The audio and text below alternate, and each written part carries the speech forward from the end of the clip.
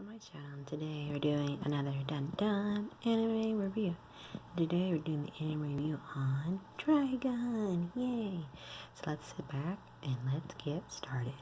Vash the Stampede is the man with a $60 million bounty on his head. The reason?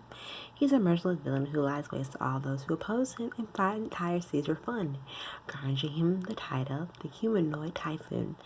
He leaves a trail of death and destruction wherever he goes, and anyone can count themselves dead if they so much even make eye contact with him, or so the rumor says.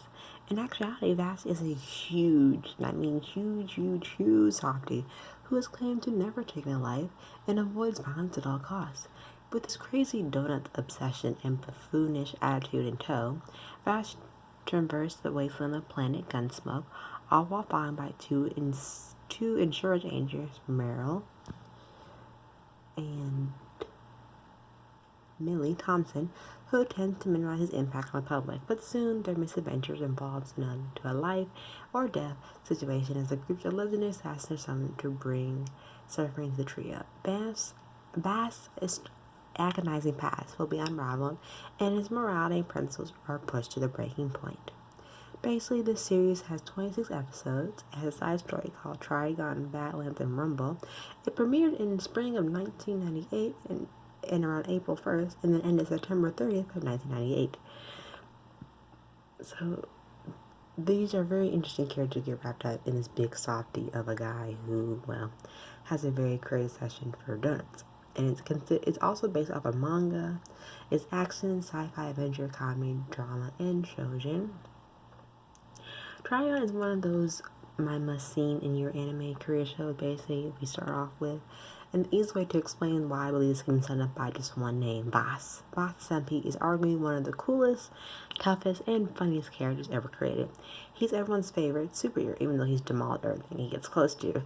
Vash brings forth something that I think everyone has a little bit of themselves in, which is compassion. And if it had a middle name, it would be Compassion. As if Vash wasn't enough for the show, I think it might have been a good idea to throw in some fantastic music score in there as well. The opening really hits the nail on the head of the creator of the opening, Tushu Imari. Great opening, great ending, great background music throughout the entire show. I like some of the tracks, so much that I also listen to them while exercising. And then while the two insurance agents, Meryl and Millie, are great supporting characters, the constant bickering between them will trigger plenty of laughter. Not a ton of details going through the past, but enough to presence to satisfy the viewer, considering that this anime was built in the late 90s, so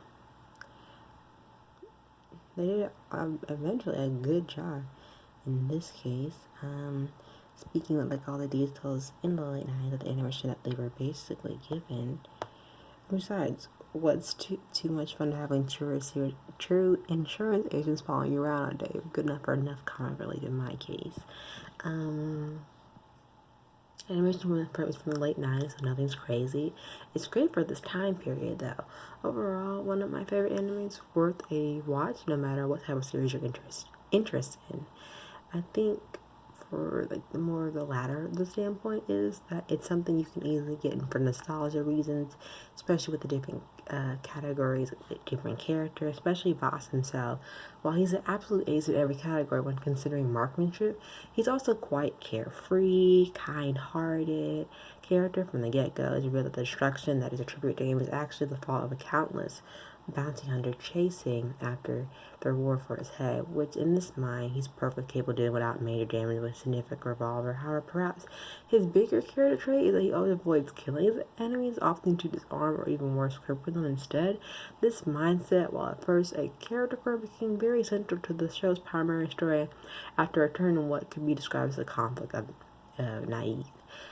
Vash's occupation and odd different personality where he could be both silly and comical, both gravely serious the next second. Vash's past and the reason of his preservation of life are explored fairly extensively as the story progresses.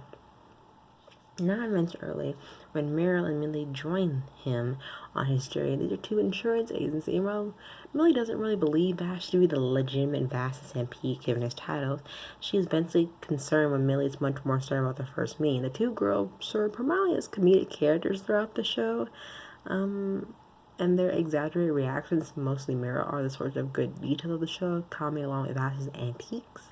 They are fairly flat characters while they have motion and serious scenes. They fairly feel stunted on the development front. As the show grows more serious in later episodes, their slowness of things is slightly phased out as they continue to tag along, but seem to last purpose. And then lastly, with Vash, the donut lover mercenary, he encounters a priest by the name of Nicholas D. Wolfwood. On their travels, who first fades in and out of the story intermediately, but later becomes a more prominent character.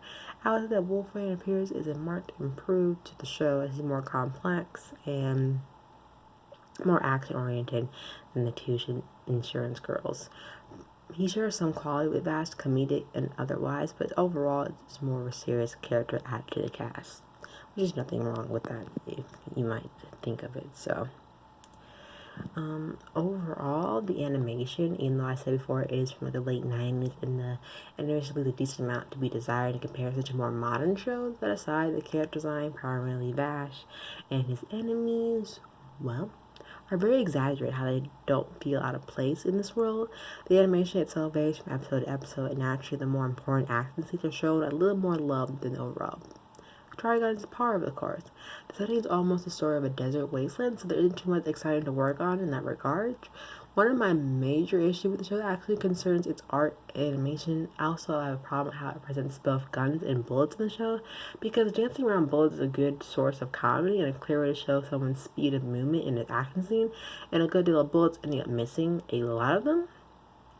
It's highly apparent that Pascal was more or less unscratched for a good portion of the early episodes, both a sign of his skills, but hardly an episode goes by a Trigun where Vash is, well, goes more, doesn't dart around screaming comically as a whole troop of enemies to lose fire at him. So the problem arises in the over-prevalence of guns and countless number of scenes where bullets seemingly accomplish nothing. When the show relies greatly on the threat of guns in someone's face, which happens multiple times in multiple episodes, it somewhat damages the tension and gravity of things where we are conditioned to think that the guns and bullets only don't mean much. So, there's that. And the story started to feel fairly episodic in nature as he's the main character traveling from cities pursued by bounty hunters or counting problems already in the city. Action and comedy ensues as he moves on. The formula is in the first 10 episodes or so Trigun can feel a bit slow to get into at first. Then the show slowly picks up pace more than you would intentionally think it would be, and also gets reasonably dark in comparison to early, far more comedic episodes. At the end of the day, Trigun is less concerned with the actual progress of a lot of plot and more with the moral dilemmas associated with Vash's lifestyle. Why does Vash cherish life so? And what lengths will he go to the near passive ideals? The show attempts to drama by discussing our morals by presenting us with heroic figures who will sacrifice nothing to protect those and help those in need, but will not take the life of the enemy. This is very quickly problematic for Vash, and only becomes more and more as the show continues, eventually becoming the main focus of the show and the primary plot. Trigun claims to harbor a lot of moral messages, but in my opinion, it's a bit lost and unfound amongst most of the action and comedy of the show. If you pay close attention to Vash's own moralities, he fails to bring it up from points from one cause to another without any real conviction, and it's a little flaky in this regard. The music of the show is fitting for the setting well enough, but isn't anything, needless to while you work out, and that's basically it. As the setting of the show features primarily sand and frontier towns, the music is advocated Wild West environment, but there is some science fiction influence as well. I think when the drama show relies heavily on whether or not either the show explains more of Vash's moral dilemma adequately. As I said, he is a big softy, and rather avoid much conflict as he can. So, And then the show does a decent comedy in the beginning and reasonably interesting plot development later on in the show. However, because the show's main focus it becomes a moral one, and since his moral code does come to question a lot in this show, I would have the standards first and foremost. I would say without the moral integrity, the show's comedy action would rarely outstrip anything else in those respective genres. And so, additionally, Trigun mostly relies importantly on the message.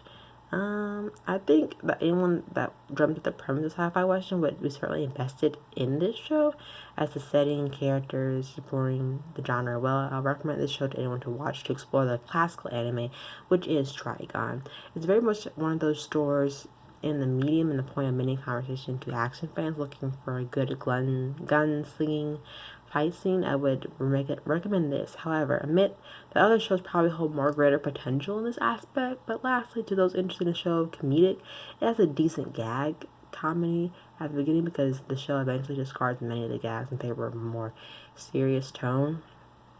I would recommend a different show unless you wanted to stick out after the tonal shift. But that's just my opinion. I would give this a 8.2 out of 10.